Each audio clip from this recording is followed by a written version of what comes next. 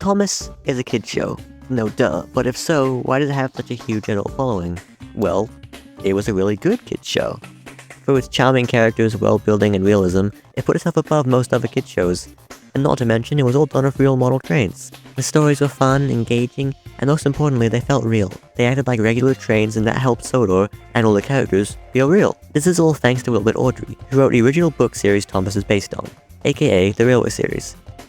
Now, there's one thing you might notice. Thomas wasn't the main character of the books. Yeah, surprisingly, Thomas was never meant to be the main character, and he wasn't even the first one made. It was an ensemble cast featuring several different characters who lived on many different parts of Sodor, but when adapting the stories to a TV show, Orkov decided it needed a main character.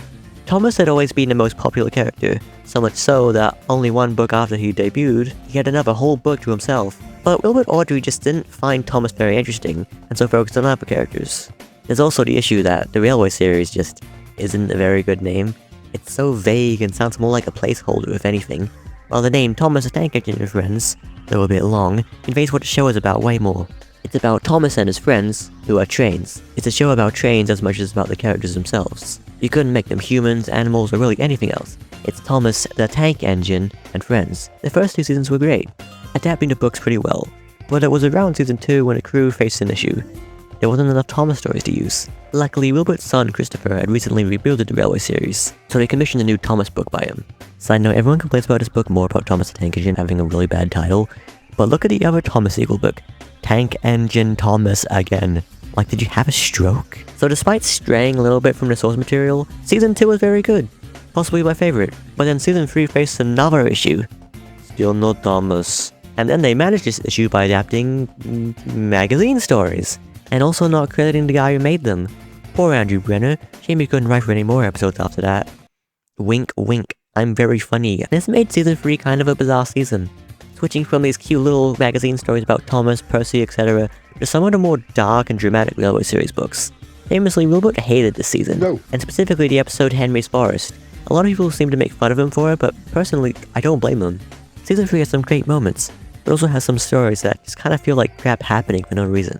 They changed characters, cut one of the most important character moments for Gordon, and forced Thomas into stories he wasn't really meant for, slowly taking away that cheekiness that made him such a fun character, and turning him into a bit of a blank slate. Now, most people refer to this change as part of Thomas's multi-season arc. I call bullshit. Yes, it's nice to look at it that way, but that was never the point. Don't get me wrong, I do like season 3, but it marks a turning point in the show where it stopped caring about adapting Wilbert's books, and became more about marketability. Season 4 came out after, and was basically just a leftover Railway series stories, including the narrow gauge books, which in my opinion were kind of botched, but that's a story for another time. Season 4, though again, has its great moments, feels a little strange.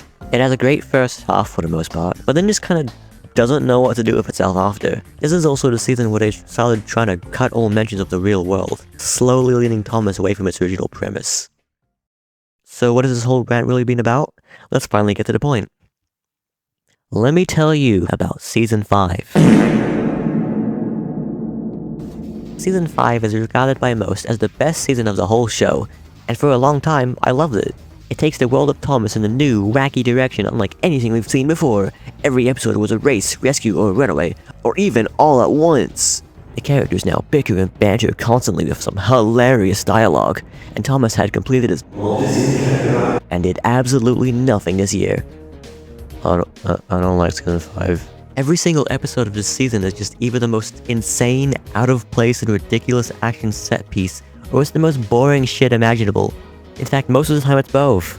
It's just noise, nothing has any meaning or depth, and it just feels more like tugs. It's fine in that show, because that was its own thing, but in Thomas it just feels out of place. It's Thomas the Tank Engine and Friends. Why are they spending half the episodes yelling at each other? This isn't a fucking trampy movie. To speak! This is my branch line, and you can't take it away! I will if I have to! Blow my whistle, asshole! Hold that! Don't get me wrong, there's still some pretty good episodes.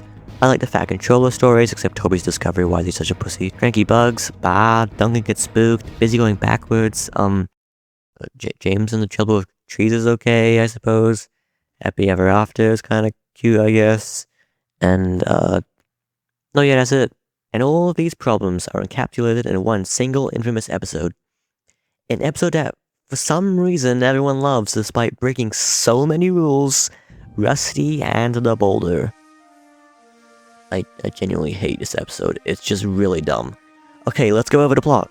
Okay, so some freaks are doing work in the quarry, and there's this perfectly round boulder on a mountain for some reason, and Rusty pops in and is like, I don't like that boulder. That is not a nice boulder. And then we meet Humper, who goes and like fucks the mountain, and then Rusty is like, I don't like that boulder. That is not a nice boulder again. And then it grows a face? What in the Angry Birds is this character design? Humper continues fucking the mountain, and then the boulder falls. It chases Rusty, who tries to hide from it, but then they unironically pull it. He's right behind me, isn't he? And then the chase continues, and then it goes after Skarloey and Renius, somehow without going off the rails, or going down a different route, or even hitting them, or falling off the fucking viaducts! Then it hits the shed and it explodes. The Fat Hat says some stupid ass dramatic line, and then they're like, what if we took Boulder and pushed it somewhere else? And that was just on a mountain with a really silly final line that never to be acknowledged again. That's a season over. Go home. What? What do they mean by that? What even happens? What the shit? I don't like it. Literally, what even was the plot? Rusty didn't like a boulder, and then it fucking blew up. There's no real story, no arc. Rusty's actions don't move the plot any further. They just sit around like, that just happened. Everyone talks about how this episode has a deep, complex moral about not messing with nature. But were they really doing anything wrong? They were just building a quarry or some shit. God forbid we do that, I guess. The boulder is never acknowledged again, yet it's still getting toys. I wonder why they made this episode, huh? It just makes no sense. Why has the boulder just apparently been here all this time, only to fall now? Why did it go down the tracks and fucking teleport around the place? Why does it stay on the tracks and not fall off that bridge? None of this makes sense. Thomas has always been a show that requires some suspension of disbelief. Duh, but this is just asking for too much. If you expanded this concept into a movie and maybe made it not a Thomas episode, you could get something really cool. But as it is, it's just really boring. Nothing happens, then everything happens, then it's done. If it didn't take itself so seriously, it could have been entertaining. But as it is, it's just pretentious. And that applies for all of Season 5. None of these episodes have any new morals or challenge the viewer in any way. It's just spectacle with the most basic morals slapped onto them, ones that have already been done before. The characters have been reduced to basically nothing, with the exception of Toad and the Fat Controller who they actually explored more this season. Gordon complains all the time, James just boasts, Henry's constantly pissed off, Percy's grumpy now for some reason, Edward fucked off, Toby's scared of things now, and Thomas just sits around smiling, occasionally showing glimpses of his old cheeky self. Percy, Thomas, and Gordon feel like the worst examples of this. I don't like trying to force Thomas to mature. It's not in his character. He's a young, slightly naive, slightly dumb and cheeky little dude who just wants to run his ranch line. And Percy's that, but even more so. Gordon, though promised in vain, has a heart and is even good friends with Thomas. In this season, Thomas is a blank slate. He has no personality left, and no story potential. And it makes me wonder why the show's even about him at this point. Percy's always angry and overworked, and Gordon is just pissed.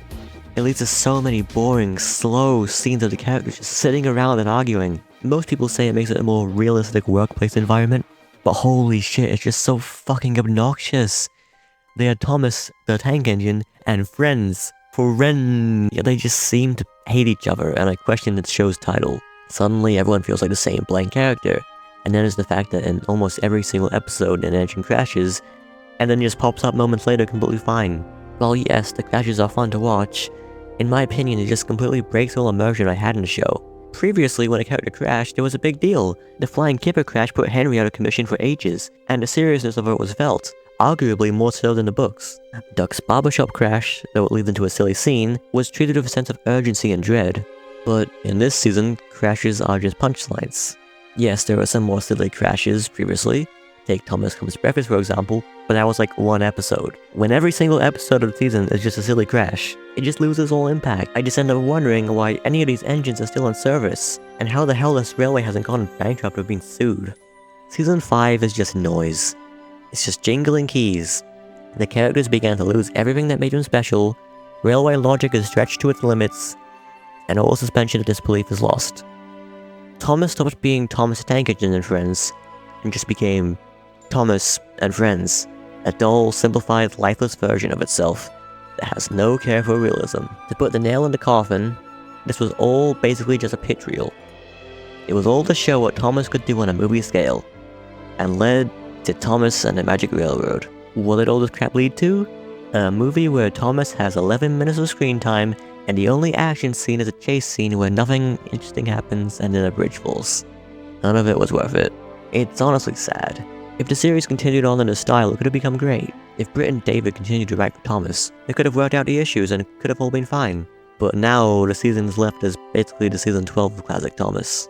Just a weird one-off season testing a new style, a style that could have become great if the show continued that way, but it didn't, so now the season is just an anomaly.